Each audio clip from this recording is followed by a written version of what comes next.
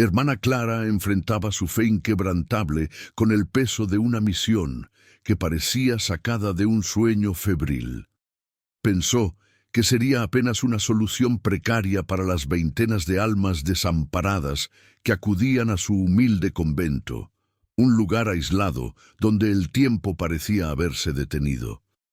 Pero al registrar el peculiar cargamento de un barco varado, un débil lamento, apenas un suspiro de vida, rasgó el silencio opresivo. Eso cambiará a la hermana Clara para siempre. ¿Ya imaginaste la inmensidad del abandono y la soledad, la desolación de aquello que se ha perdido en el olvido esperando ser encontrado? Parece guión de película, pero sucedió de verdad en un puerto olvidado de Galicia en 1978. Y lo que ella encontró no era apenas un puñado de gatos asustados, era un grito silencioso de la humanidad misma, encapsulado en la desesperación más pura y en un secreto tan oscuro que nadie, ni siquiera la devota monja, podría haber anticipado.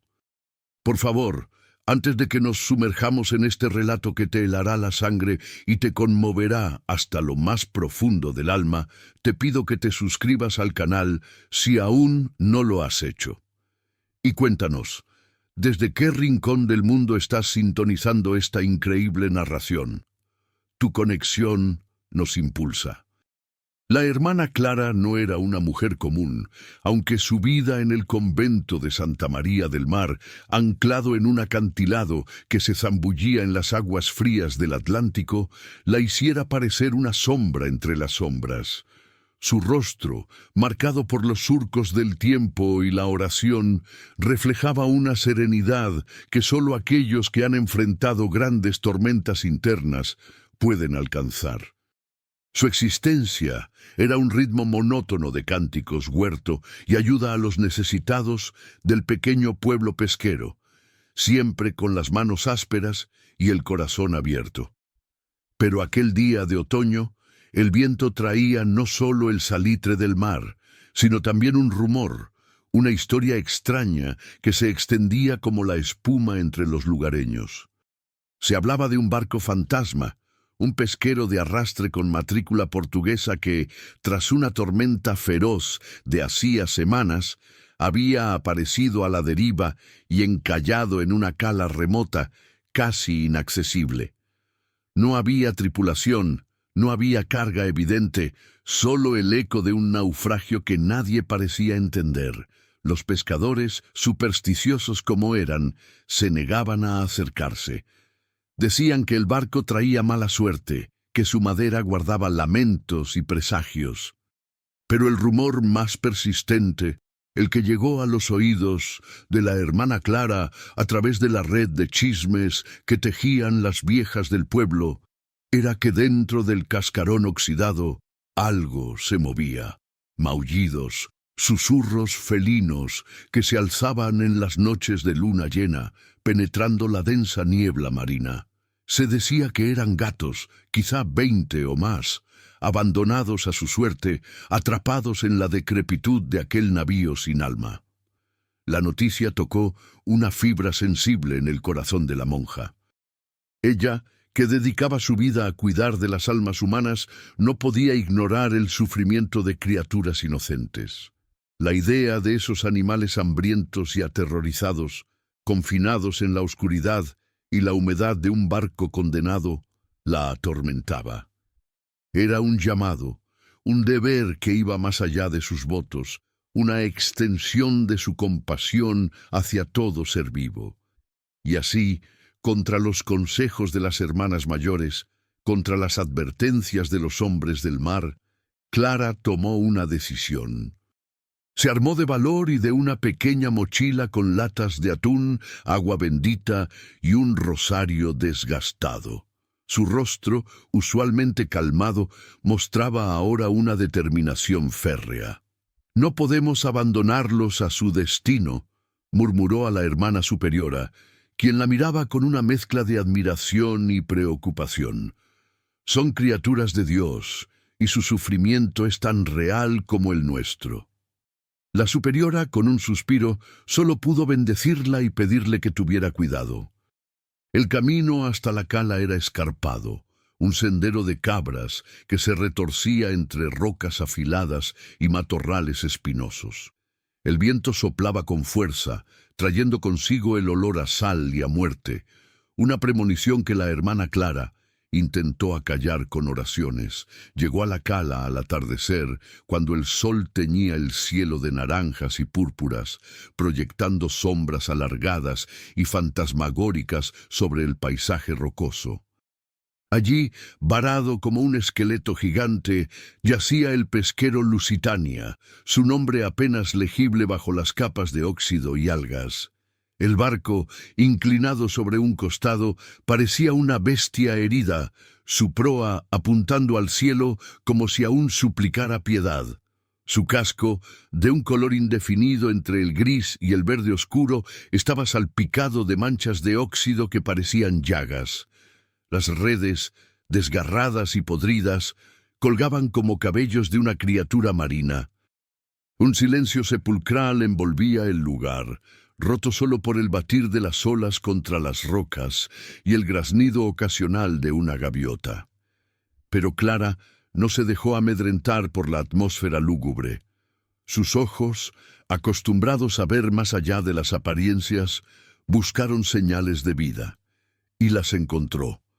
Un maullido débil, casi inaudible, surgió de las entrañas del barco, un lamento lastimero que confirmaba las historias.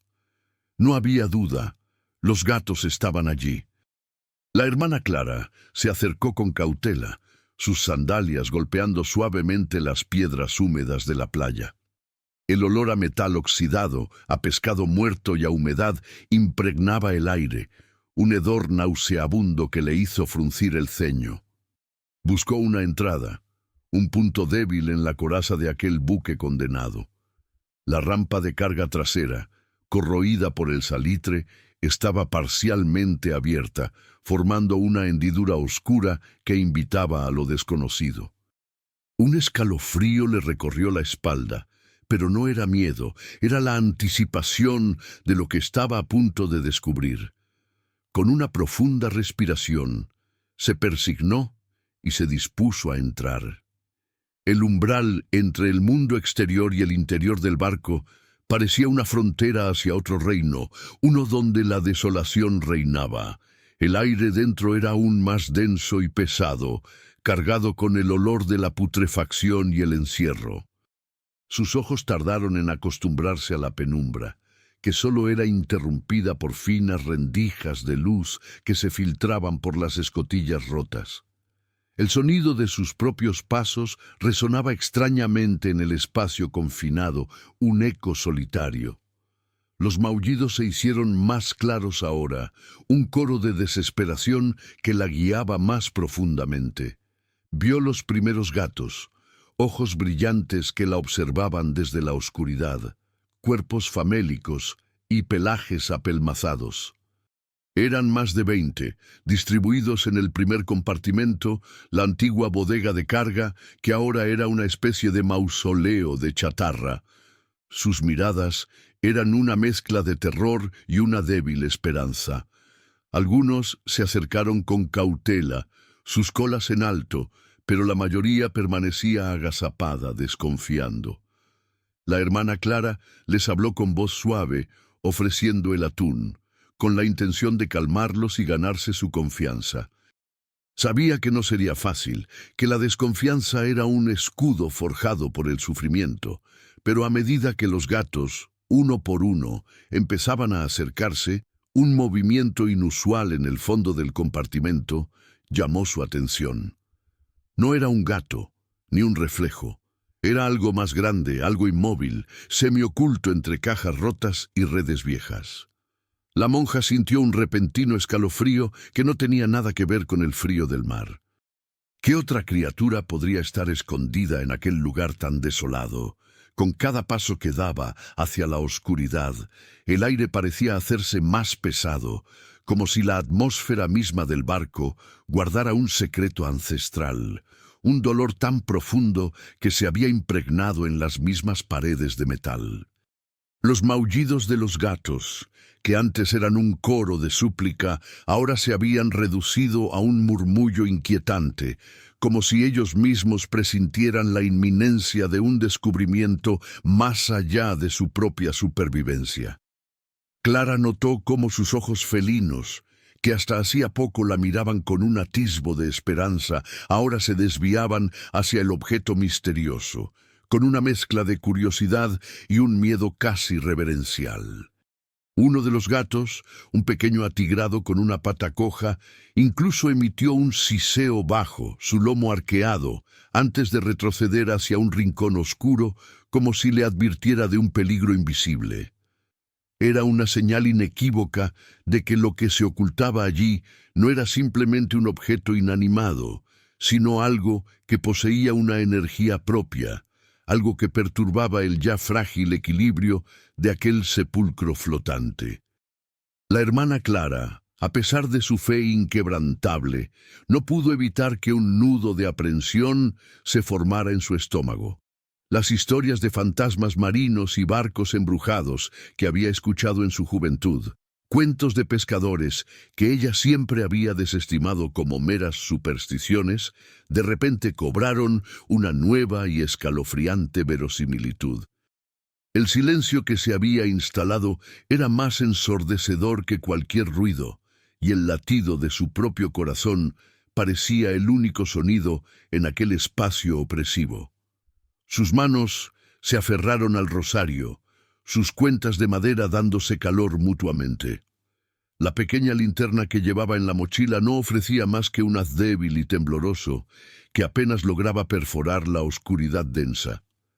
Pero la curiosidad, o quizás la determinación de no dejar piedra sin remover, la impulsó a seguir adelante. La monja se inclinó, apartando con cuidado algunas tablas podridas y restos de redes. Bajo la pila de escombros, un bulto informe, cubierto de una lona vieja y sucia, emergía lentamente. No era un cadáver, al menos no parecía serlo por la forma.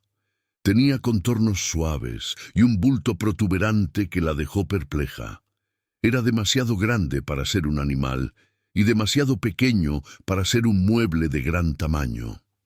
¿Podría ser un paquete de contrabando? ¿Restos de alguna carga secreta? La hermana Clara extendió una mano temblorosa y retiró la lona. Lo que reveló su tacto y la escasa luz de la linterna no fue lo que esperaba. No era metal, ni madera, ni tela. Era algo orgánico, con una textura suave y tibia, algo que se movía, aunque imperceptiblemente, bajo su palma. Un nuevo escalofrío, más frío y más profundo que el anterior, le recorrió la columna. Sus ojos se abrieron de par en par, su respiración se detuvo en su garganta. No eran gatos, no eran fantasmas. Lo que yació ante sus ojos, envuelto en mantas andrajosas y medio oculto, era un bebé. Un pequeño ser humano, con los ojos cerrados, el rostro pálido y los labios ligeramente entreabiertos, como si buscara el aliento en aquel aire viciado. La monja parpadeó, incrédula. Su mente, acostumbrada a la lógica y la fe, luchaba por procesar la imagen ante ella. ¿Un bebé en un barco fantasma? ¿Cómo era posible? ¿Quién lo había dejado allí? La imagen era tan surrealista, tan profundamente perturbadora, que por un instante Clara pensó que estaba soñando, o que su mente le estaba jugando una cruel pasada. Se inclinó aún más, su corazón latiendo salvajemente en su pecho, y con la punta de sus dedos tocó suavemente la mejilla del pequeño. Estaba frío, pero no helado. Un hilo de vida, tenue y casi imperceptible, todavía residía en él. Un débil suspiro. Los gatos, antes esquivos, ahora se habían acercado, formando un círculo alrededor del bulto, sus ojos brillando en la oscuridad, como guardianes silenciosos de un secreto sagrado. Maullaban suavemente, un arrullo casi protector. Parecían estar vigilándolo, protegiéndolo del frío y la soledad. La hermana Clara se dio cuenta en ese momento de la magnitud de lo que había descubierto.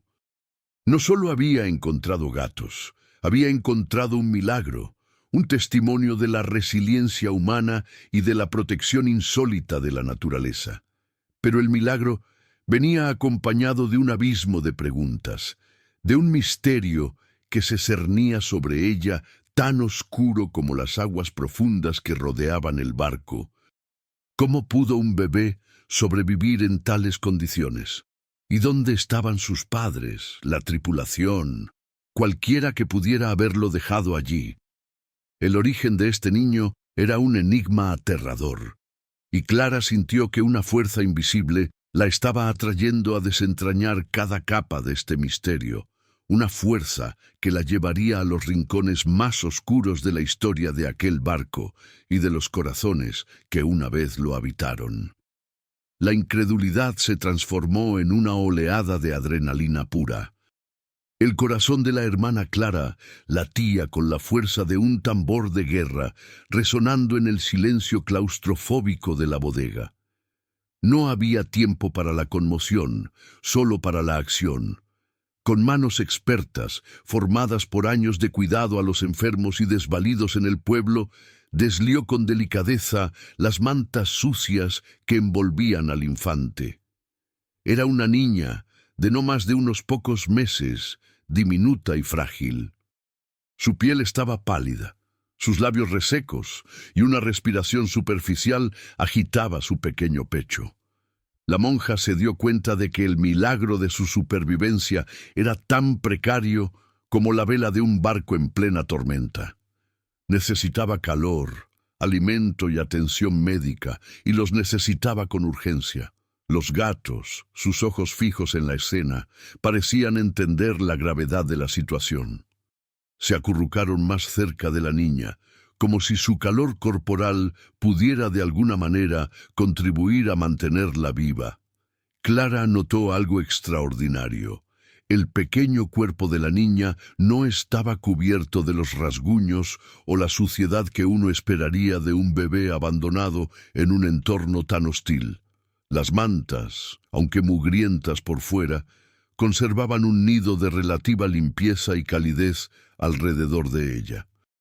Era como si los gatos, con una inteligencia y un instinto primitivo, hubieran contribuido a mantenerla a salvo, protegiéndola del frío y de los roedores que seguramente habitaban las profundidades de aquel barco fantasma.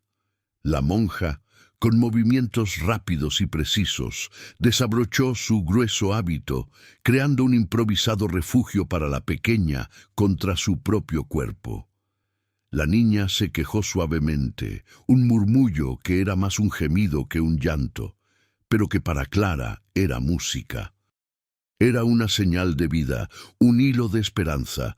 Acarició su pequeña cabeza y por un instante el horror de la situación cedió ante la abrumadora ternura maternal que floreció en su pecho. Pero la realidad era implacable, no podía quedarse allí. Necesitaba salir del barco, regresar al convento o al pueblo, donde pudiera conseguir ayuda real. Pero antes de marcharse, una urgencia la impulsó a buscar respuestas. ¿Cómo era posible que una niña estuviera viva en un barco de arrastre abandonado, a la deriva durante semanas, sin una sola persona a bordo? ¿Quiénes eran sus padres? La monja, con la bebé ahora acurrucada contra su pecho, su pequeño calor una antorcha en la oscuridad, empezó a moverse con más cautela por la bodega. La linterna, ahora más necesaria que nunca, bailaba sobre las superficies oxidadas, revelando un escenario de desolación y misterio. Cajas vacías, bidones volcados, restos de comida putrefacta. El olor era insoportable, una mezcla de metal, pescado y algo más, algo agrio y amargo que le helaba la sangre. Mientras se movía, sus ojos entrenados para la observación detectaron detalles que antes había pasado por alto. Había rastros de una lucha, o al menos de un desorden abrupto. Algunos estantes estaban vacíos, otros volcados. Una silla de madera estaba rota, sus patas astilladas. No era el desorden habitual de un barco abandonado, parecía el resultado de una partida precipitada o de una confrontación. Su mirada se detuvo en una pila de ropa vieja amontonada en un rincón. Al removerla, sus dedos tocaron algo duro. Lo extrajo y la tenue luz de la linterna reveló un pequeño diario de cuero, empapado por la humedad, sus páginas hinchadas y amarillentas. Su corazón dio un vuelco. Un diario, quizá allí encontraría las respuestas, el nombre de la niña, el relato de lo sucedido. Pero había otro detalle, uno que la monja apenas pudo discernir bajo la suciedad y el moho. Grabada en la cubierta de cuero del diario, con una caligrafía tosca pero claramente intencionada, había una letra, una S mayúscula rodeada por un pequeño corazón. La hermana Clara sintió que el misterio se profundizaba, que cada respuesta generaba más preguntas, arrastrándola hacia una telaraña de secretos. ¿Quién era ese? ¿Era la madre de la niña? Y si lo era, ¿por qué la había abandonado? ¿O por qué no estaba allí para reclamarla? El silencio que se había posado sobre ella en ese momento era tan denso que casi podía saborearlo. Un sabor a interrogantes sin respuesta. El diario, aunque prometía respuestas, no podía ser leído allí, en la penumbra del barco, con la vida de la niña pendiendo de un hilo. Su prioridad era la pequeña. La hermana Clara se abrió camino de regreso hacia la rampa de carga, los gatos siguiéndola con una discreta vigilancia. Parecían entender que su tiempo en el barco había terminado, que su preciosa carga estaba a punto de ser llevada a un lugar seguro. Con la niña acurrucada y caliente contra su cuerpo, la monja ascendió la escarpada cuesta de la cala, la mochila golpeando suavemente su espalda, el diario de cuero empapado escondido en su interior. El viaje de regreso al convento se hizo interminable. La oscuridad de la noche había caído por completo y el sendero rocoso era aún más traicionero. Cada paso era una oración. Cada resbalón, un escalofrío. El viento aullaba, como si el propio mar lamentara la tragedia que había presenciado. Pero Clara no se detuvo. La imagen de la pequeña, su respiración tenue, era el combustible que alimentaba sus piernas cansadas. Al llegar al convento, la hermana superiora y las demás monjas ya la esperaban, sus rostros iluminados por la preocupación y las lámparas de aceite. El asombro y el horror llenaron sus ojos al ver el bulto que Clara llevaba en brazos. «¡Por Dios, hermana Clara! ¿Qué es esto?», exclamó la superiora, su voz ahogada. «Es una niña, superiora. La encontré en el barco». «¡Viva!», respondió Clara, la voz ronca por la emoción y el cansancio. La noticia se extendió como un reguero de pólvora por el convento. Un bebé, encontrado en un barco fantasma. Era algo inaudito, algo que desafiaba toda lógica. Inmediatamente, se preparó una cama caliente, se buscó leche y ropitas de bebé que las monjas guardaban para ocasiones especiales, donadas por madres del pueblo. La pequeña fue arropada, alimentada con biberón y cuidada con la ternura que solo un corazón maternal puede ofrecer. En pocas horas, su color regresó, sus labios recuperaron algo de su rosado natural, y sus ojos, de un azul profundo y brillante, se abrieron para mirar el mundo por primera vez, un mundo que casi la había perdido. Clara no se separó de ella, observando cada respiración, cada pequeño movimiento. La llamó Esperanza, un nombre que resonaba con el milagro de su supervivencia. Mientras la pequeña Esperanza dormía profundamente, agotada pero segura, la hermana Clara sintió la necesidad imperiosa de desentrañar el misterio del diario. Se retiró a su celda, la lámpara de aceite proyectando sombras danzantes en las paredes de piedra. Con cuidado, desató el diario de su envoltura, sus dedos rozando la S y el corazón grabado. El olor a humedad y a papel viejo llenó la pequeña habitación. Las páginas, hinchadas y pegadas, se resistían a ser abiertas.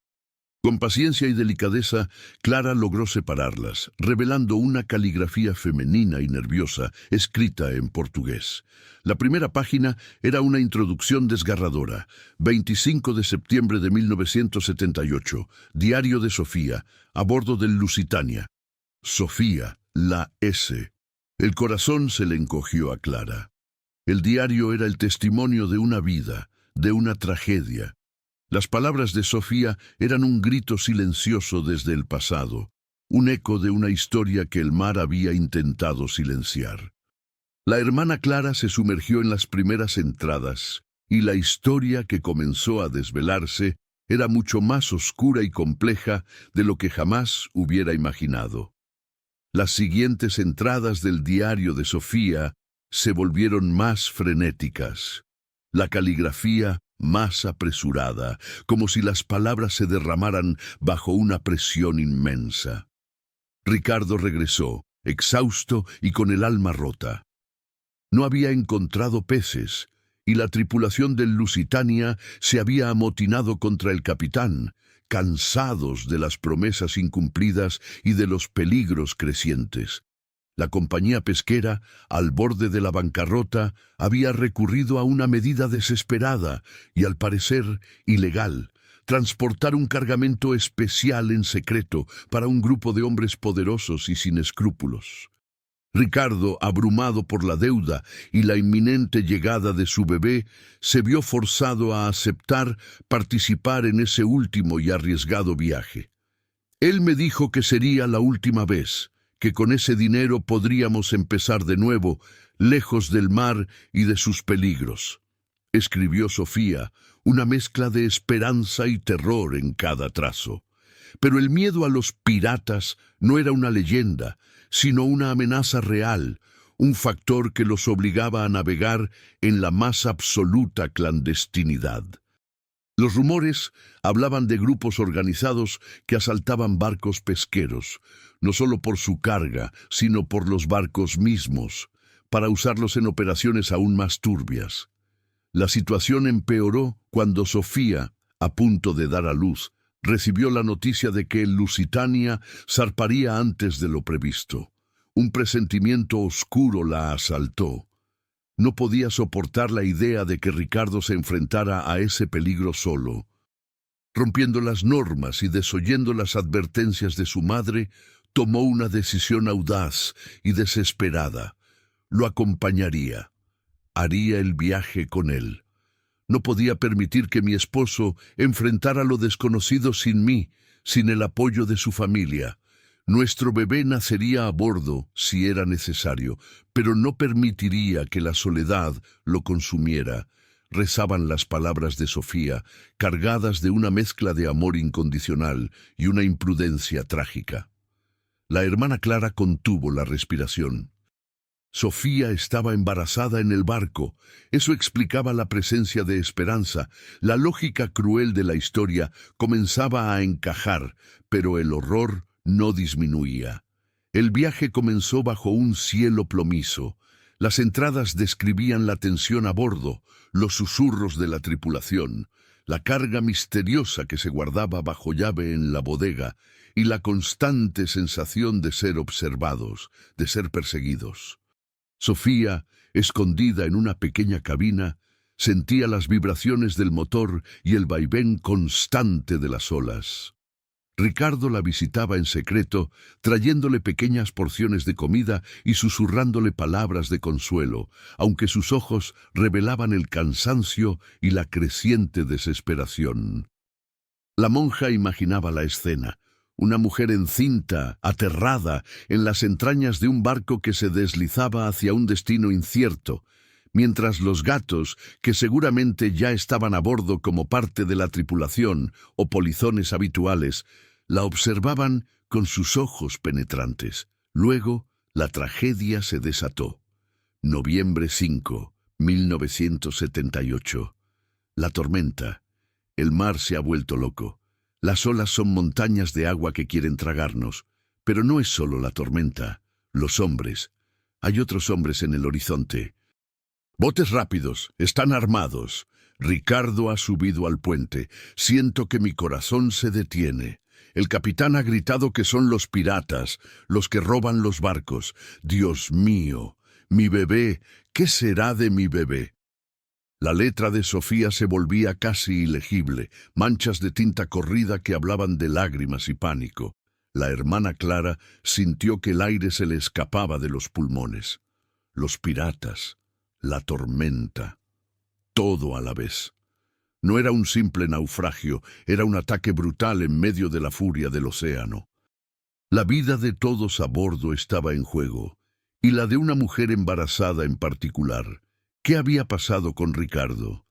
¿Y cómo había logrado Sofía proteger a su bebé en medio de tal caos y violencia?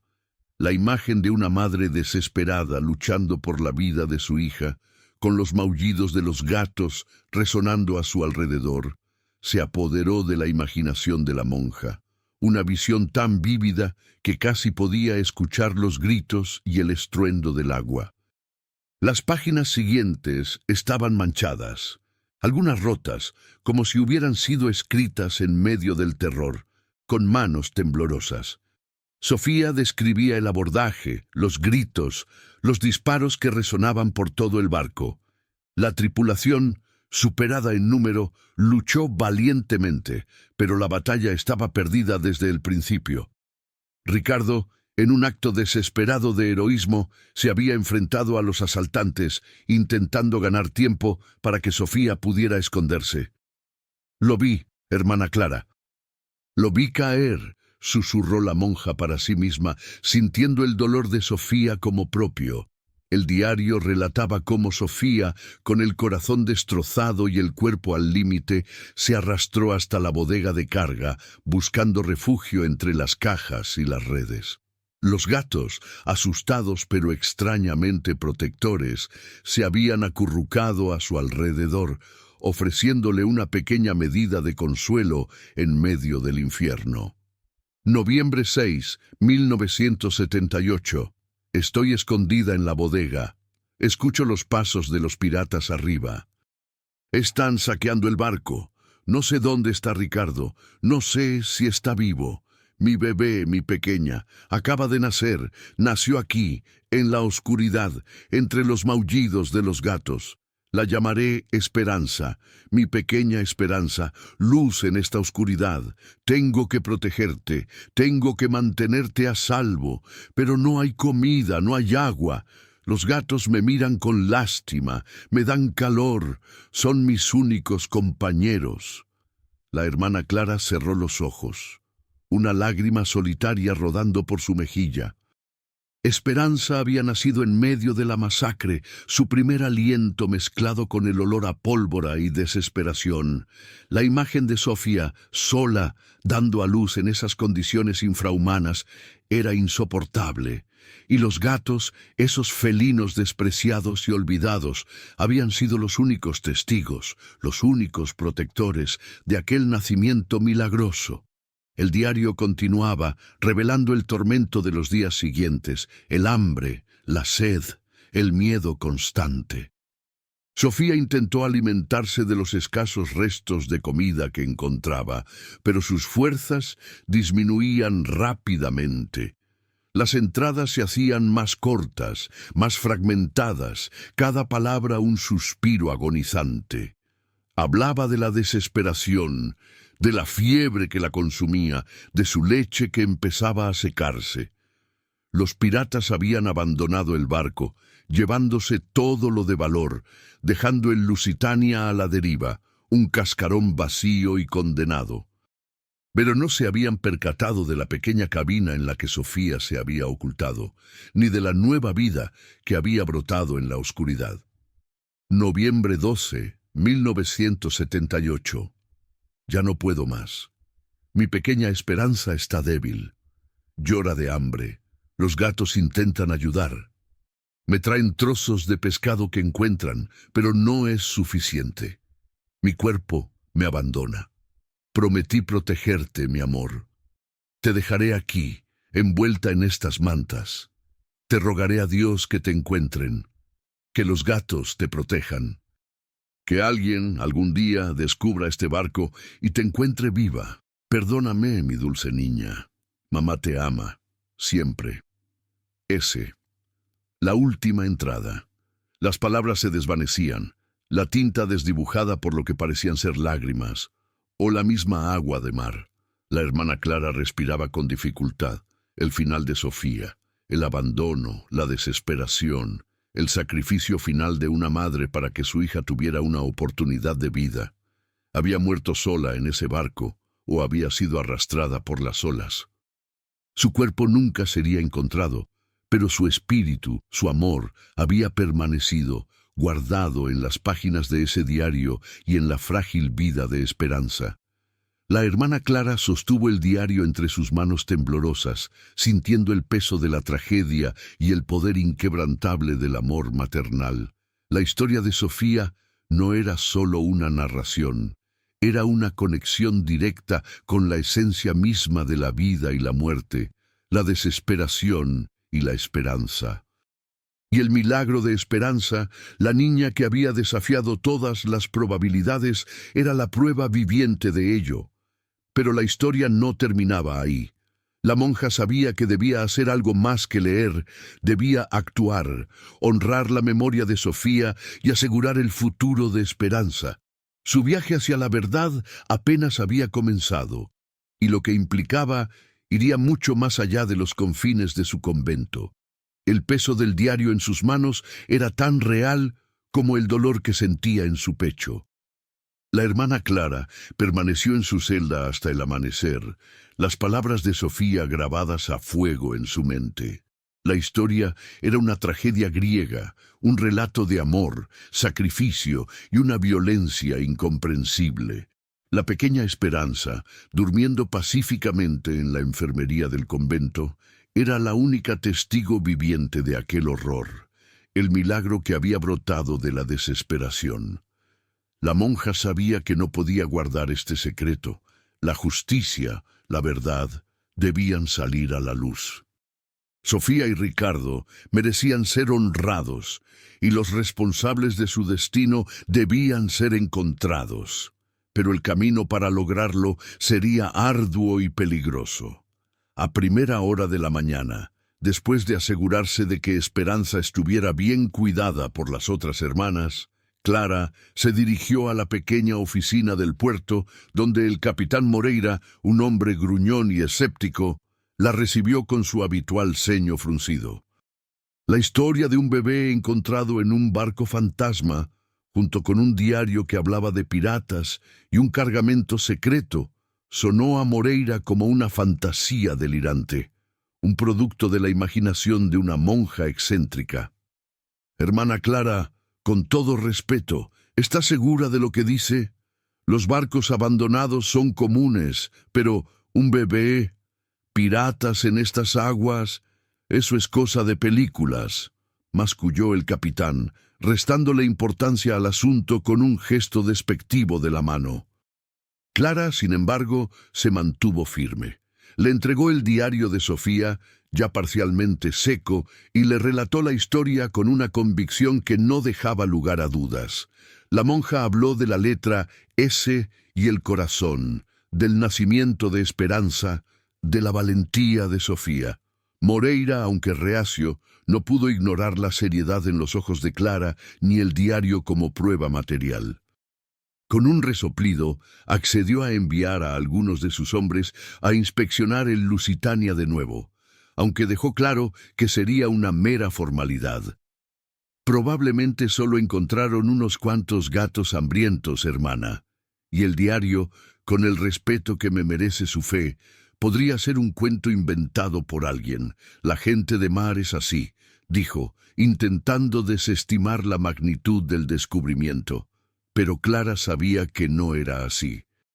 La verdad era mucho más profunda, y su intuición, guiada por la fe y la compasión, le decía que había más por descubrir. La hermana Clara sintió una profunda frustración. La burocracia, la incredulidad, la renuencia a mirar más allá de lo superficial, Eran obstáculos tan formidables como la tormenta que había hundido las esperanzas de Sofía y Ricardo. Pero no se rendiría. La vida de Esperanza dependía de ello. La memoria de sus padres exigía justicia. La monja se dio cuenta de que si quería que la verdad saliera a la luz, tendría que ser ella quien la buscara. Tendría que convertirse en una detective, una investigadora, algo totalmente ajeno a su vida de contemplación y servicio. La idea, al principio, la asustó. Pero luego, la imagen del rostro de Sofía en su imaginación, su amor desesperado por su hija, le dio el coraje para seguir adelante.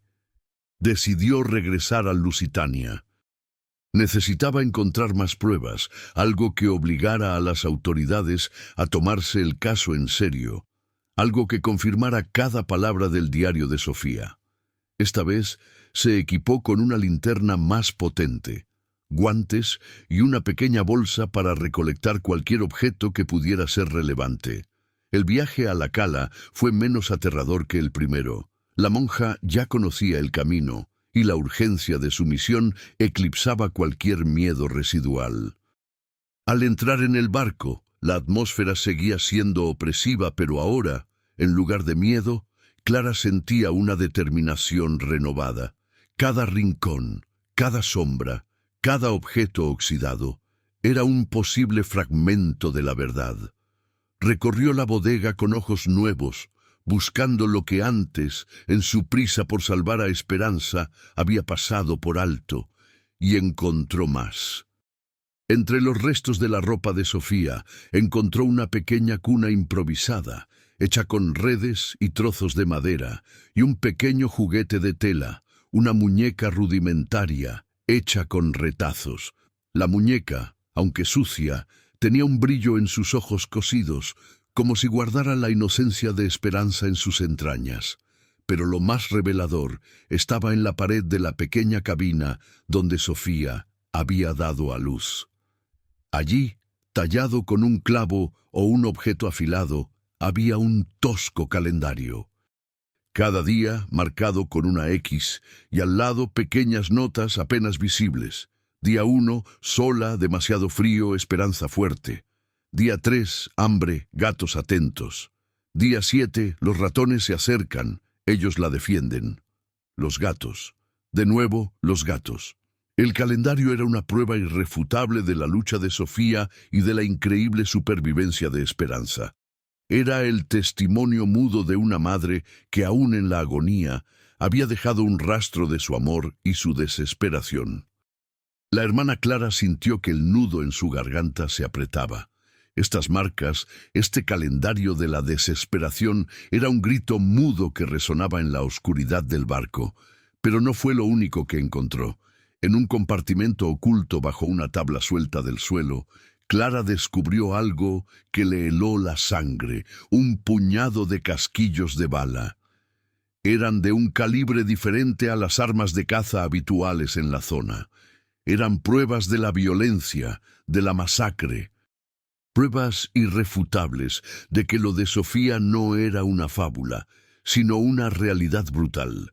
La hermana Clara recolectó los casquillos y el muñeco, guardándolos cuidadosamente en su bolsa. Estas serían las pruebas que pondrían en jaque la incredulidad del capitán Moreira. Pero mientras se preparaba para abandonar el barco, un último detalle llamó su atención. Un olor peculiar, apenas perceptible, emanaba de un compartimento adyacente a la bodega, un lugar que no había inspeccionado antes. No era el olor a putrefacción, ni a salitre, ni a moho. Era un olor metálico y dulce a la vez, un aroma que Clara asociaba con algo específico, el ron, y un rastro de moho inusual que subía por una pared. La monja dudó por un instante. ¿Qué más podría haber en aquel barco condenado? Su intuición le decía que debía seguir ese rastro, que el ron y el moho inusual podrían ser la clave para desentrañar el misterio de la carga secreta de Ricardo. El corazón le latió con fuerza, una mezcla de aprensión y una curiosidad insaciable. Se adentró en el nuevo compartimento, su linterna perforando la oscuridad, y lo que vio la dejó sin aliento. El suelo estaba cubierto de cientos de botellas, todas intactas, algunas apiladas cuidadosamente, otras esparcidas por el suelo. No era ron corriente. Eran botellas de un licor antiguo, de alto valor, un cargamento de contrabando de un tipo que no se veía en décadas. La hermana Clara lo supo de inmediato.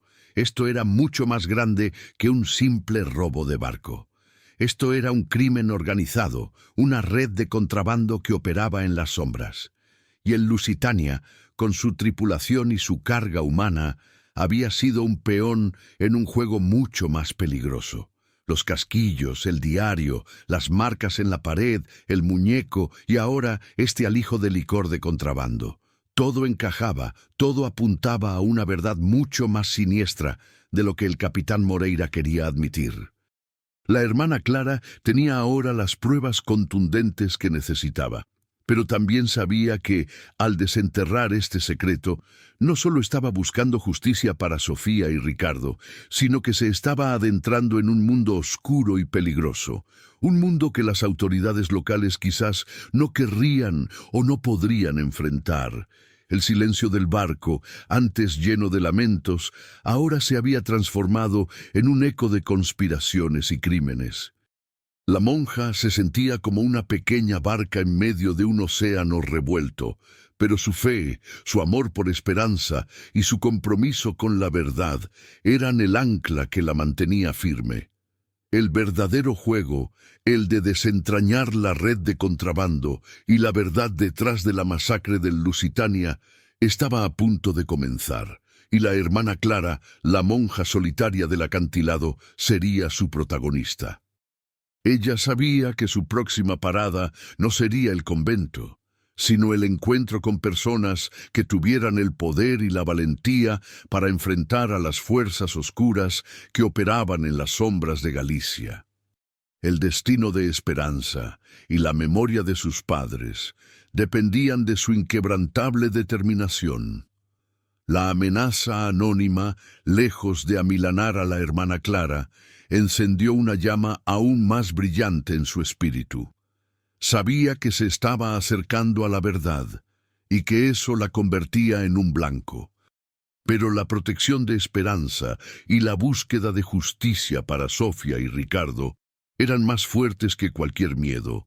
El trabajo de Mateo Rojas en el periódico continuaba, revelando nuevas capas de la historia con cada edición. La policía, ahora bajo la presión de la opinión pública, estaba trabajando con más diligencia. Las piezas del rompecabezas empezaban a encajar. Se descubrió que el cargamento especial del Lusitania no era solo licor, sino una parte de una operación de contrabando mucho más grande que abarcaba tabaco, drogas y posiblemente incluso personas. La red se extendía por toda la costa gallega, con ramificaciones en Portugal y más allá. Los piratas que habían abordado el Lusitania no eran bandidos errantes, sino un grupo bien organizado, mercenarios al servicio de un cerebro criminal local, un capo que operaba bajo el disfraz de un respetable empresario pesquero. Su nombre era Elías Castro, un hombre de apariencia afable, pero con una reputación de crueldad silenciosa. La revelación de la identidad de Castro sacudió a la comunidad. Era un pilar de la sociedad, un hombre que donaba generosamente a la iglesia, que daba empleo a muchos pescadores. Nadie podía creer que el benefactor fuera, en realidad, un monstruo. La hermana Clara, sin embargo, no se sorprendió. Había visto la maldad disfrazada de bondad muchas veces en el confesionario, pero la noticia provocó una oleada de apoyo inesperado para la monja. Los pescadores, hartos de los abusos y la opresión de Castro, empezaron a hablar. Los que antes habían permanecido en silencio por miedo, ahora encontraban el coraje para denunciar. Historias de barcos desaparecidos, de hombres endeudados y forzados a trabajar en condiciones inhumanas, de intimidación y violencia, comenzaron a salir a la luz, confirmando la magnitud de la red de Castro. El convento, antes un lugar de reclusión, se convirtió en un refugio, un centro de operaciones donde Clara y Mateo coordinaban la información y daban voz a los oprimidos. Mientras la investigación avanzaba, un golpe de suerte inesperado cambió el rumbo del caso. Un pescador local, Manuel, que había trabajado para Castro durante años, se presentó en el convento. Tenía el rostro demacrado por el miedo y la culpa, pero sus ojos reflejaban una decisión inquebrantable. «Hermana Clara, tengo que hablar con usted», dijo Manuel, su voz apenas un susurro. «Estuve en el Lusitania. Soy el único que queda». La monja y Mateo Rojas intercambiaron una mirada de incredulidad. Un superviviente. Era el eslabón perdido, la pieza clave que necesitaban. Manuel relató una historia espeluznante. Había sido un miembro de la tripulación de Ricardo. Cuando los piratas abordaron el barco, él se había escondido en un compartimento diminuto debajo de la sala de máquinas, un lugar tan estrecho que era casi imposible de encontrar. Desde allí había presenciado la masacre. Vio a Ricardo luchar valientemente, vio a los piratas apoderarse del barco y finalmente vio cómo, en un acto de crueldad extrema, los hombres de Castro, después de saquear la carga y llevarse todo lo de valor, habían saboteado el motor y los sistemas de navegación, dejando el Lusitania a la deriva, condenado a hundirse. Manuel, aterrorizado y herido, había logrado escapar del barco antes de que se hundiera por completo, agarrándose a un trozo de madera y flotando durante horas hasta que una corriente lo arrastró a una cala desierta. Había permanecido en silencio desde entonces, por miedo a las represalias de Castro, que tenía ojos y oídos por todas partes.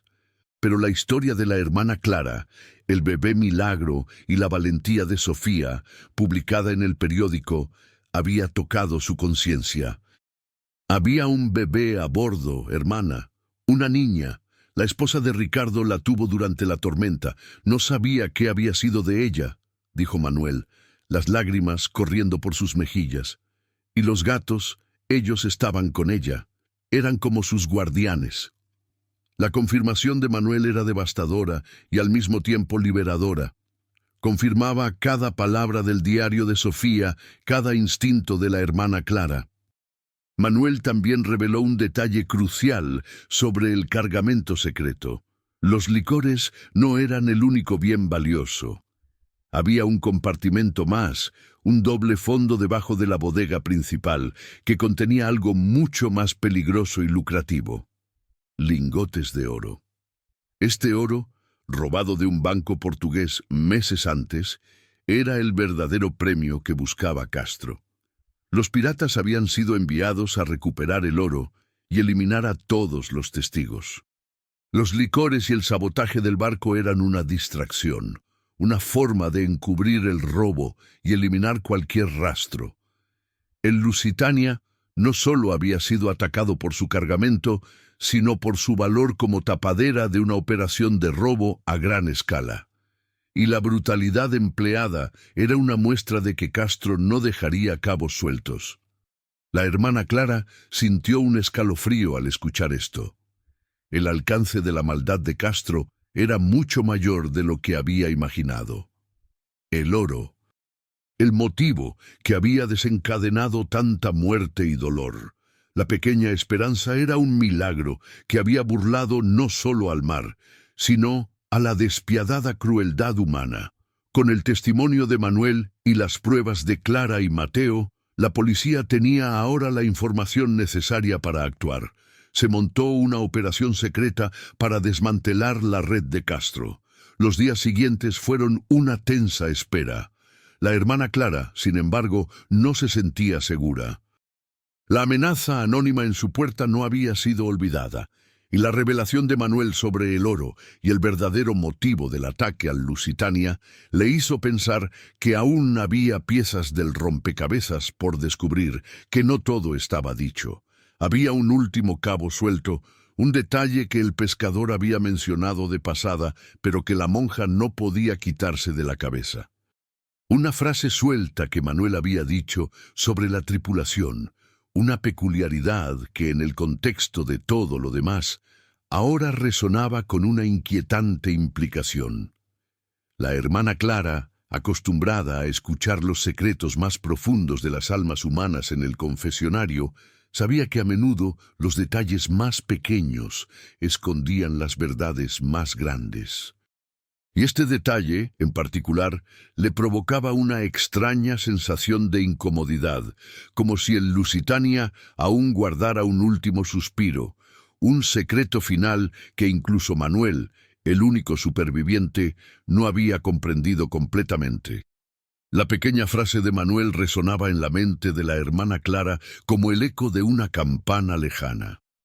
Había hablado de que la tripulación del Lusitania, además de Ricardo, incluía a un par de hermanos jóvenes, casi adolescentes, que se habían unido al barco en busca de una vida mejor, lejos de la pobreza extrema, en un pequeño pueblo del interior portugués. Manuel había dicho que eran demasiado inocentes para el mar y que a menudo se escondían de la brutalidad de la vida a bordo, dibujando mapas de tesoros imaginarios y hablando de sueños imposibles.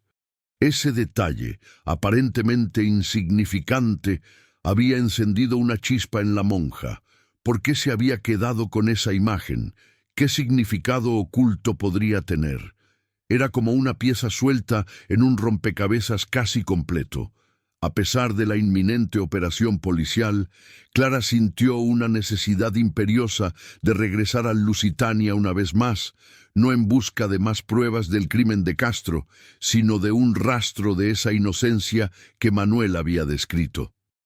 Le parecía que, en medio de tanta oscuridad, había algo más que merecía ser desenterrado. Esta vez fue sola. La cala estaba desierta, y el barco, bajo la luz fantasmal de la luna, parecía guardar sus secretos con aún más celo. Se adentró en la bodega, su linterna un halo tembloroso en la oscuridad. Pasó por el lugar donde había encontrado a Esperanza, donde Sofía había dado a luz. Tocó la pared con el calendario de desesperación, sintiendo la presencia de la madre, su amor aún palpable. Luego se dirigió al compartimento del oro. Los lingotes, aún no recuperados por la policía para no alertar a Castro, brillaban débilmente bajo la luz de la linterna, un brillo frío y desalmado que contrastaba con la calidez del amor de Sofía. Clara tocó la pared interior del compartimento, la misma donde Manuel había dicho que los jóvenes hermanos solían dibujar sus fantasías. Sus dedos se deslizaron sobre la superficie, buscando alguna irregularidad, y la encontró. Detrás de una de las paredes de metal, apenas discernible, había una pequeña hendidura. No era una junta, ni una costura del barco, era una grieta, apenas visible, que sugería un compartimento oculto. Podría ser. Con el corazón latiéndole con fuerza, la hermana Clara tomó una barra de hierro oxidada y con una fuerza sorprendente comenzó a hacer palanca. El metal chirrió, los tornillos viejos cedieron y lentamente una sección de la pared se abrió, revelando un espacio aún más pequeño y oscuro. El olor a salitre y a papel viejo salió de la abertura. La monja introdujo la linterna. Allí, escondido, había un pequeño cofre de madera tallado toscamente, y a su lado una pila de dibujos infantiles, algunos enrollados, otros doblados con cuidado. Y entre ellos, algo que hizo que la sangre se le helara, un pequeño rosario de madera, idéntico al que ella misma llevaba, pero con un crucifijo roto, y una pequeña Biblia de bolsillo, con la misma letra S grabada, pero esta vez con una fecha: para mi amada Sofía de tu Ricardo, 1977. La hermana Clara sintió un escalofrío. No eran los dibujos de los jóvenes hermanos, eran de Ricardo y Sofía. Este era su santuario secreto a bordo del barco, su rincón de esperanza y fe, el lugar donde habían guardado sus recuerdos más preciados, sus sueños más íntimos. Y el rosario roto era el de Ricardo. La monja lo reconoció de las descripciones del diario de Sofía, un regalo de su abuela, pero lo que había dentro del cofre era aún más conmovedor y profundamente perturbador. Al abrirlo, Clara encontró un puñado de cartas, viejas y descoloridas, atadas con una cinta roja. Las cartas eran de un joven Ricardo a Sofía, escritas antes de su matrimonio, llenas de promesas de amor eterno y de un futuro juntos. Pero las últimas cartas eran diferentes. Eran de un Ricardo más maduro, más desesperado, escritas a su hijo aún no nacido. En ellas, Ricardo hablaba del miedo, de la deuda, de la presión de Castro para que transportara el cargamento secreto. Y una carta en particular, la última, escrita con una letra temblorosa, era una confesión desgarradora. Sofía, mi amor, he cometido un error terrible. Castro no solo me ha forzado a llevar oro robado, sino que me ha engañado. Ha prometido que si cumplo nos dejará en paz, pero sé que no lo hará. Me ha contado un secreto oscuro para asegurarse de que me mantenga en silencio. Él mató a mi hermano menor, el que se fue a trabajar a Lisboa hace años y nunca regresó. Lo mató por un desacuerdo de dinero. Por eso no pude volver a casa por tanto tiempo. La culpa me estaba matando. Este hombre es un monstruo. Si algo me pasa, si no regreso, por favor, saca a nuestra hija de aquí. No dejes que caiga en sus manos. Él sabe de nosotros.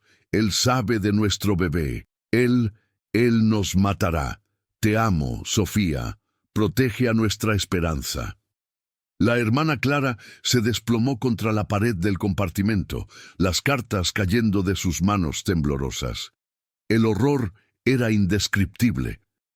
Castro no solo era un contrabandista y un asesino de la tripulación del Lusitania, era un asesino de su propia familia, un hombre que había destruido la vida de Ricardo mucho antes de que el barco zarpara. Y lo más escalofriante de todo, Castro sabía de Esperanza, sabía que Sofía estaba embarazada, la amenaza anónima, la insistencia en que ella se quedara en el convento, que dejara a la niña en paz. No era solo por el contrabando o por los piratas, era por el bebé. Era porque Esperanza era la última pieza de un rompecabezas mucho más personal y atroz, la única testigo potencial de la verdad sobre el asesinato de su tío. La hermana Clara sintió un terror gélido. Esperanza no solo era un milagro, era una amenaza para Castro, una prueba viviente de sus crímenes más íntimos. Su vida corría un peligro inminente, un peligro que iba más allá de la mera venganza por la exposición de su red. Era una cuestión de supervivencia para el capo, de silenciar al último testigo de su maldad más profunda. La monja se dio cuenta de que el juego había cambiado por completo. Ya no era solo una búsqueda de justicia, era una carrera contra el tiempo para proteger a una niña inocente de un hombre capaz de la crueldad más inimaginable. La oscuridad de Castro no conocía límites, y la hermana Clara, la monja solitaria, ahora se enfrentaba a la encarnación del mal. Y la inminente operación policial, que parecía ser la solución, podría, sin saberlo, poner a Esperanza en un riesgo aún mayor si Castro llegaba a sospechar que el bebé era más que un simple hallazgo. El verdadero peligro acechaba mucho más cerca de lo que nadie, salvo Ricardo, había previsto. El pánico se apoderó de la hermana Clara como una ola helada, barriendo la serenidad que había mantenido durante semanas. Las cartas de Ricardo, la confesión de Castro, el conocimiento de la existencia de Esperanza. Todo se unió en una verdad brutal. La niña estaba en peligro mortal. No había un segundo que perder. Con las cartas apretadas en su mano, la monja salió corriendo del Lusitania, sus pasos resonando con urgencia en la cala solitaria. La subida por el sendero rocoso se convirtió en una carrera desesperada contra el tiempo. El viento, que antes había sido una compañía solitaria, ahora parecía susurrar advertencias. La oscuridad de la noche era un manto de incertidumbre. Su mente solo podía pensar en esperanza, en su pequeño rostro durmiente, ajena al abismo de maldad que la rodeaba. Al llegar al convento, el silencio habitual de la noche se había roto. Había una extraña agitación en el aire, una tensión palpable. Las hermanas se movían con prisa. La hermana superiora la recibió con los ojos llenos de preocupación. «Hermana Clara, ¿dónde estaba? El periodista Mateo Rojas nos ha llamado.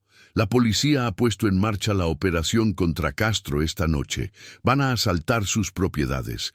Hay tensión en el pueblo. Nos han pedido que mantengamos las puertas cerradas y no salgamos». La noticia, que en otro momento habría sido un alivio, ahora se sentía como una amenaza inminente. La operación, la redada.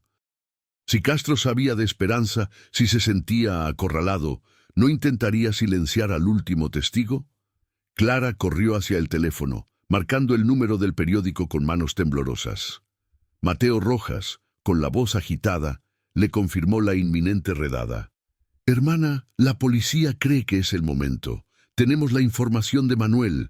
Es un gran golpe. Mañana por la mañana será noticia mundial». Clara intentó explicarle lo que había descubierto en el Lusitania, las cartas de Ricardo, el asesinato del hermano, el conocimiento de Castro sobre Esperanza. «Mateo, escúchame. Esperanza corre un grave peligro. Él sabe que existe. Necesitamos protegerla». Pero el periodista, inmerso en la euforia de la operación, apenas la escuchó. «Hermana, ahora no. Estoy en medio de todo esto. La policía está a punto de moverse. Hablemos mañana». «Esperanza está segura en el convento, no. Nadie entraría allí». La monja sintió un frío en el estómago. Nadie entendería. Nadie comprendería la magnitud del peligro personal. Estaban cegados por la victoria inminente sobre la red de contrabando, sin ver la amenaza latente que se cernía sobre una vida inocente. La hermana Clara colgó el teléfono, su corazón latiendo con desesperación. Tenía que actuar. Sola. Su primera prioridad era Esperanza. Corrió a la enfermería donde la niña dormía. Pero al abrir la puerta, el miedo se transformó en terror. La cuna estaba vacía. Esperanza no estaba. El aire se le escapó de los pulmones. Un grito ahogado escapó de su garganta. ¿Quién? ¿Cómo? ¿Quién se había atrevido a entrar en el convento? El caos interno de la monja era absoluto. No había tiempo para el pensamiento. Tenía que encontrarla. Su mirada se posó en la ventana abierta de la enfermería que daba al patio trasero. Una sombra se movía en la oscuridad, apenas perceptible, alejándose rápidamente. Era un hombre que se llevaba a Esperanza. Sin un segundo de duda, la hermana Clara salió disparada de la enfermería, corriendo por los pasillos del convento, su hábito ondeando tras ella. El instinto maternal, esa fuerza primal que no conocía límites, la impulsaba. Salió al patio trasero y allí, a la luz de la luna, vio la figura del hombre, ya casi en los muros del convento, con un bulto en brazos. «¡Deténgase!», gritó la monja, su voz ronca por el terror y la rabia. El hombre se giró. Era uno de los sicarios de Castro, un rostro que Clara había visto varias veces en el pueblo, pero que ahora se revelaba en su verdadera oscuridad. Llevaba a Esperanza, envuelta en una manta, su pequeño cuerpo apretado contra el suyo. La niña, sorprendentemente, no lloraba. «Entrometida monja», siseó el sicario, su voz grave y amenazante. Te lo advertimos. El jefe dijo que la niña era un problema. Un problema que debía ser silenciado. Ahora, apártate del camino. No querrás que tu Dios te recoja antes de tiempo. El hombre desenvainó un cuchillo, la hoja brillando con frialdad a la luz de la luna. La hermana Clara, sin un ápice de miedo por sí misma, solo por esperanza, se interpuso en su camino. No permitiré que le hagas daño, ella es inocente. El sicario se rió, una risa cruel y sin alma. Inocente o no, la vida de esta niña es una amenaza para mi jefe, y él no deja cabos sueltos. Se abalanzó sobre ella, el cuchillo buscando su pecho. Clara, con una agilidad sorprendente para su edad, se agachó y esquivó el golpe. Su mente en ese momento no era la de una monja, sino la de una leona protegiendo a su cría. Pero el sicario era más fuerte y más rápido. La golpeó en el hombro, un dolor agudo la atravesó, pero se mantuvo firme. Sabía que su única oportunidad era ganar tiempo. Un tiempo que la operación policial, ajena a este drama personal, le había negado. Tenía que alertar a las otras monjas. Tenía que hacer ruido. Con un grito desesperado, llamó a la hermana superiora. El sicario, irritado por la resistencia inesperada, intentó rodearla, buscando la salida más rápida. Pero Clara lo siguió, interponiéndose, creando obstáculos, retrasándolo. Todo mientras su corazón oraba por un milagro, por cualquier ayuda. Y en ese momento, un sonido familiar resonó en la distancia. El aullido de los gatos del Lusitania. Habían seguido a la hermana Clara al convento, y ahora, ante el peligro, habían acudido en su ayuda. Una bandada de ojos brillantes y cuerpos ágiles emergió de las sombras, lanzándose sobre el sicario, arañando y mordiendo sus piernas, distrayéndolo, creando la oportunidad que Clara necesitaba. El hombre maldijo, intentando espantar a los felinos, su atención dividida. En ese instante, la hermana Clara vio una rendija de oportunidad. Con un último empujón de fuerza, se lanzó sobre el sicario, no para luchar, sino para arrebatarle a Esperanza de los brazos. La niña, que hasta entonces había estado extrañamente callada, emitió un pequeño quejido al ser bruscamente separada del hombre. El sicario, furioso, intentó recuperar a la niña, pero los gatos, con una ferocidad inesperada, lo mantuvieron ocupado. En ese preciso momento, la puerta principal del convento se abrió de golpe, y las otras monjas, alertadas por los gritos de Clara, aparecieron con lámparas y cruces, sus rostros llenos de terror y determinación. La hermana superiora, blandiendo un pesado crucifijo de madera, se interpuso entre Clara y el sicario, sus ojos, aunque ancianos, destellando con una cólera santa. «En el nombre de Dios, detente, demonio», exclamó la superiora, con una voz que resonó con una autoridad inesperada. El sicario, rodeado por las monjas, arañado por los gatos y con la inesperada resistencia de la hermana Clara, se dio cuenta de que su misión había fallado. Con un último gruñido de frustración, soltó a Esperanza, que cayó en los brazos protectores de Clara, y saltó sobre el muro del convento, desapareciendo en la oscuridad de la noche. La hermana Clara apretó a Esperanza contra su pecho, sintiendo el pequeño corazón latir. Estaba a salvo. Por ahora. La batalla había sido ganada, pero la guerra aún no había terminado. Sabía que Castro no se rendiría fácilmente. El peligro para Esperanza persistiría mientras él estuviera libre. Pero ahora, con las cartas de Ricardo y el testimonio de Manuel, no solo tenían pruebas de sus crímenes pasados, sino de su intento de asesinato de un testigo vital. La hermana Clara se dio cuenta de que su camino, una vez trazado por la fe y la oración, se había entrelazado irreversiblemente con el destino de Esperanza, una niña que había venido a este mundo para exponer una verdad que el mar y los hombres perversos habían intentado ocultar. Y el destino de la monja, el de Esperanza y el de la red de Castro, estaban a punto de converger en una confrontación final, mucho más grande y decisiva de lo que jamás imaginó. Una confrontación que revelaría la verdadera extensión de la influencia de Castro. El convento, minutos después del escape del sicario, se transformó en un hervidero de actividad. Las hermanas, con los nervios a flor de piel, atendían a la hermana Clara, quien, a pesar del dolor en el hombro, se aferraba a Esperanza como si su vida dependiera de ello.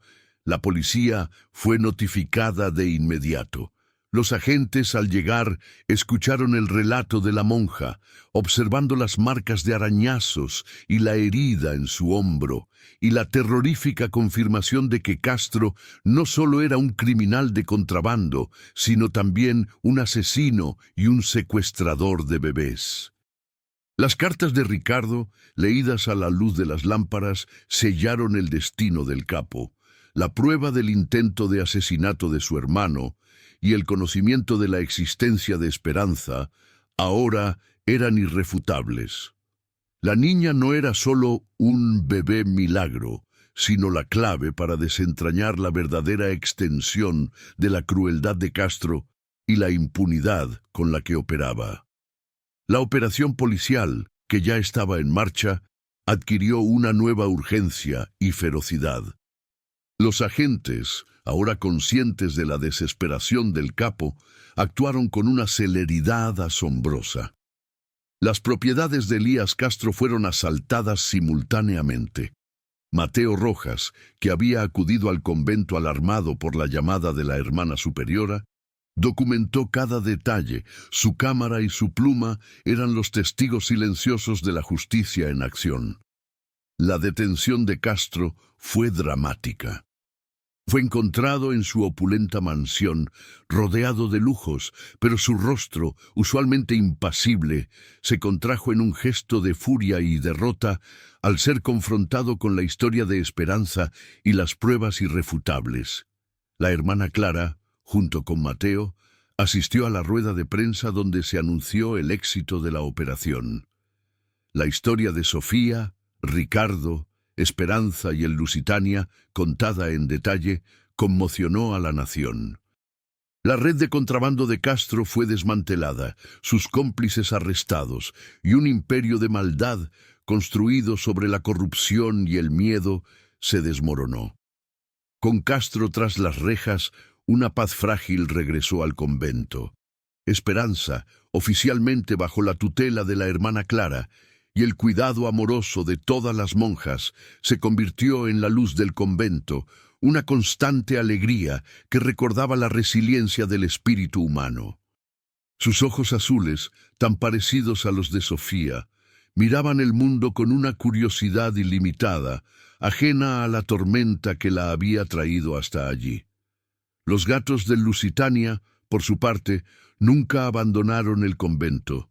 Se habían convertido en una parte integral de la vida diaria, guardianes silenciosos de Esperanza, su presencia un recordatorio constante del milagro de la supervivencia y la protección insólita que habían brindado a la niña. A menudo se les veía acurrucados cerca de su cuna, como si su instinto ancestral les dijera que su misión aún no había terminado. La hermana Clara, sin embargo, nunca volvió a ser la misma.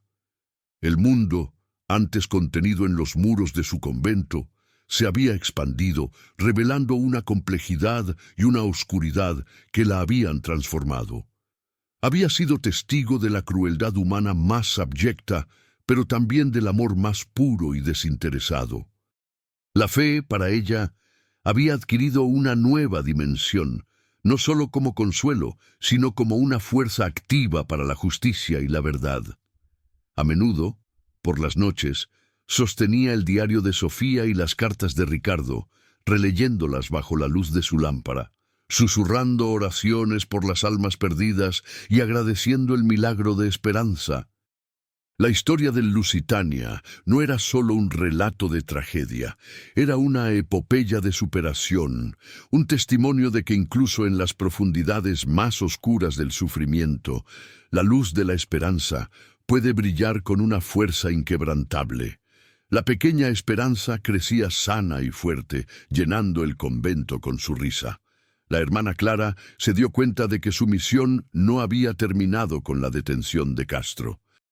El verdadero legado de Sofía y Ricardo, la razón por la que sus vidas habían sido arrebatadas tan brutalmente, era la vida misma de Esperanza. Era su deber guiarla, protegerla y asegurarse de que conociera la historia de sus valientes padres, la historia de amor y sacrificio que la había traído a este mundo. Mateo Rojas, por su parte, se convirtió en un amigo cercano de la hermana Clara, visitando el convento regularmente. La historia del Lusitania le había ganado un prestigioso premio de periodismo y había cimentado su reputación como un reportero valiente y perspicaz. Pero más allá de los reconocimientos, había encontrado algo más profundo. Una fe no religiosa, sino en la capacidad del espíritu humano para la bondad y la justicia, incluso en los rincones más oscuros. Un día, mientras Clara observaba a Esperanza jugar en el huerto con los gatos, una de las hermanas más jóvenes, hermana Lucía, se acercó a ella. «Hermana Clara», dijo Lucía con una voz suave, ¿cree usted que el Señor puso ese barco en nuestro camino por alguna razón especial? Más allá de la niña. Clara sonrió, su mirada perdida en el horizonte, donde el mar se unía con el cielo. No creo que Dios ponga el mal en nuestro camino, hermana Lucía, pero sí creo que Él nos da la fuerza para enfrentarlo, y que incluso de las profundidades más oscuras de la maldad humana, puede surgir la luz más brillante de la esperanza. El Lusitania no fue solo un barco hundido, fue un catalizador, un espejo que nos mostró la oscuridad que se esconde bajo la superficie y la valentía necesaria para enfrentarla. La hermana Clara sintió que la historia de esperanza de Sofía y Ricardo no pertenecía solo al pasado. Era una historia viva, un recordatorio constante de la fragilidad de la vida y del poder inquebrantable del amor. Pero la historia no estaba completa, aún faltaba una pieza final, un último eco de lo que el Lusitania había significado, algo que trascendería la vida de Esperanza y que cimentaría para siempre el propósito de la hermana Clara. Había un último mensaje, un último testamento que aún no había sido revelado. A pesar de que el caso de Elías Castro estaba cerrado y Esperanza crecía feliz bajo su cuidado, una pequeña inquietud persistía en el corazón de la hermana Clara. La frase «un último testamento» resonaba en su mente. Sentía que había un cabo suelto, una última verdad que el Lusitania, en su silencio, aún guardaba. Esa noche, incapaz de conciliar el sueño, Clara regresó al diario de Sofía, releyéndolo con una nueva perspectiva, buscando algo que hubiera pasado por alto, y lo encontró. Entre las últimas y desdibujadas palabras de Sofía, en el margen inferior de la última página legible, apenas un garabato, había una nota casi imperceptible, escrita con la punta de un lápiz, más allá de la tinta. Si me encuentras, por favor, busca la estrella de mar en el camarote del capitán. Es para Esperanza, es mi último deseo. La hermana Clara contuvo el aliento. La estrella de mar. Había estado tan enfocada en el diario, en el oro, en el bebé, que había pasado por alto ese pequeño, casi invisible detalle. Al día siguiente, sin decirle a nadie, regresó por última vez al Lusitania. El barco, ahora despojado de su misterio más oscuro, seguía siendo una presencia lúgubre, pero para Clara era un santuario, un lugar de memoria. Se dirigió al camarote del capitán, un espacio que la policía había revisado exhaustivamente, pero donde nadie había buscado una estrella de mar. Y allí, pegada con cera a la parte inferior de la mesa de cartas, un lugar discreto pero accesible, encontró una pequeña caja de madera. Al abrirla, reveló un simple broche en forma de estrella de mar tallado en nácar y un sobre pequeño, también sellado con cera. El broche era hermoso, relucía con la iridiscencia del mar, pero era la carta dentro del sobre lo que guardaba el verdadero último testamento. La carta, escrita por Ricardo en un papel fino y resistente a la humedad, estaba dirigida a nuestra hija. No tenía fecha, pero su contenido era evidente. Mi querida Esperanza, comenzaba la carta. La caligrafía de Ricardo era más firme que la de Sofía. Si estás leyendo esto, significa que ni tu madre ni yo lo logramos. Pero quiero que sepas que te amamos con todo nuestro ser. Tu madre fue la mujer más valiente que conocí. Y tú, mi pequeña, eres nuestra esperanza, nuestra luz. No guardes rencor en tu corazón por lo que nos pasó. El mar es cruel, y los hombres a veces aún más. Pero el mundo también está lleno de bondad. Busca esa bondad. Sé fuerte, ama la vida, y recuerda siempre que aunque no estemos físicamente, nuestro amor te envolverá como la espuma de las olas en la arena. La estrella de mar es un símbolo de nuestra tierra, de nuestra conexión con el océano. Llévala contigo. Ella te protegerá. Y si alguna vez necesitas encontrar un propósito, busca a aquellos que, como tú, han sido salvados del mar y protégelos. La hermana Clara lloró, lágrimas silenciosas que rodaban por sus mejillas. No era un tesoro material, sino un legado mucho más valioso. El amor incondicional de sus padres y una misión. Ricardo no solo había dejado un mensaje de amor, sino una guía de vida, una filosofía. Proteger a aquellos que han sido salvados del mar. La monja sintió que un círculo se cerraba. Su propia vida, su misión de cuidar a Esperanza, ahora tenía un propósito aún más profundo, un eco de los deseos de sus padres biológicos. La hermana Clara se dio cuenta de que el Lusitania, ese barco de muerte y dolor, se había convertido en un faro de esperanza. No solo había revelado un crimen, sino que había traído al mundo a una niña que, con su existencia, tejía un nuevo hilo de compasión y propósito. Esperanza creció en el convento, rodeada del amor de las monjas y la compañía de los gatos, que se habían convertido en sus guardianes peludos. La hermana Clara se aseguró de que Esperanza conociera la historia de sus padres, leyéndole fragmentos del diario y las cartas, mostrándole el broche de estrella de mar como un talismán de su herencia. Le enseñó a amar el mar, no como un lugar de peligro, sino como la cuna de su milagrosa vida y el lugar donde el amor de sus padres había demostrado ser más fuerte que la muerte. El convento de Santa María del Mar, gracias a la historia del Lusitania y la hermana Clara, se convirtió en un refugio para niños huérfanos y desamparados de la costa gallega, un legado directo del sacrificio de Sofía y Ricardo. La estrella de mar, el broche que Esperanza siempre llevaba, se convirtió en el símbolo de ese nuevo santuario. Y los gatos del Lusitania, con sus ojos sabios, continuaron su silenciosa vigilancia, recordatorios vivientes de que la ayuda puede venir de los lugares más inesperados y que el amor, incluso en la oscuridad más profunda, siempre encuentra un camino para brillar. ¿Crees que esto realmente sucedió? ¿Que una historia tan increíble puede brotar de la desolación? ¿Has vivido algo parecido a la fuerza de un amor que desafía todas las probabilidades? Si esta historia te tocó el alma, es porque este video necesitaba llegar hasta ti, para recordarte que incluso en el naufragio más profundo, la esperanza y el amor pueden, y de hecho lo hacen, sobrevivir.